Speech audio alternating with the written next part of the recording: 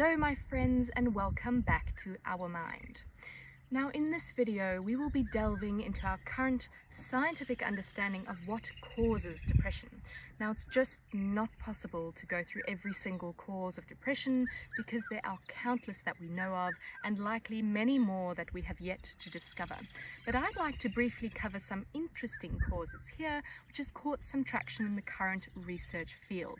This includes genetics, trauma, social stress, our circadian rhythm, the gut microbiome, and inflammation. Firstly, and probably the most well-known, is genetics. We know that genes play a role in depression. That is, if we have a family history of depression or another mental illness, it's likely that we also have an increased risk of developing depression. Secondly, we have trauma.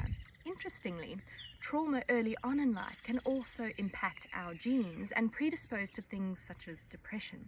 Trauma can be emotional or physical trauma, especially early in life, and particularly increases the risk for depressive episodes following stresses later on in life. And thirdly, similarly to trauma, a depressive episode may be triggered by a social stressor.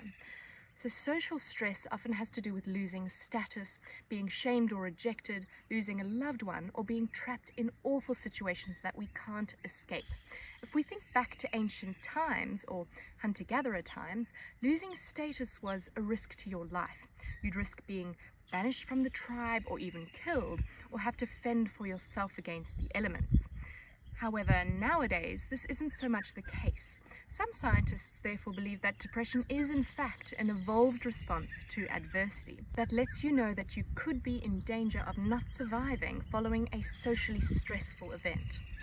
We're burdened with this ancient psychology. However, our current physiology doesn't differentiate stressful events that are actually life-threatening from that which is not. It's likely the basis of our current psychological therapies, meditation, etc., that we need to rewire our minds to understand that the current stresses are in fact not life-threatening. This is one theory, of course, albeit a difficult one to prove with research. Now, number 4 on our list is our circadian rhythm, which has been implicated in depression. Our circadian rhythm is our natural 24-hour cycle of certain hormones, biological and behavioral patterns which regulate sleep, hunger, and other functions. Most people are familiar with its role in our sleep-wake cycle, dictating when we sleep and when we are awake. Disruptions in this natural rhythm by certain triggers such as light exposure and food intake may impact our mood. An example would be late night eating or night shift workers, which would increase our risk of depression. We also know that people with depression have a cyclical pattern to their mood and tend to feel worse in the mornings.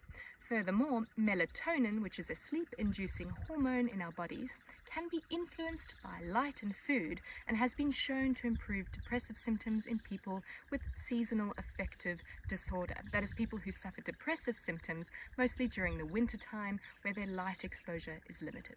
All in all, we haven't yet fully nutted out how and why our circadian rhythm relates to our mood. However, we know that a healthy pattern of sleep is absolutely a huge part of that. And if you haven't yet, make sure you check out our free course on sleep on the Our Mind page. It's free and very informative, especially if you struggle with getting enough sleep. Moving on to number 5, the gut microbiome. One of my all-time favorite topics, and I'll be doing a deeper dive in the upcoming course.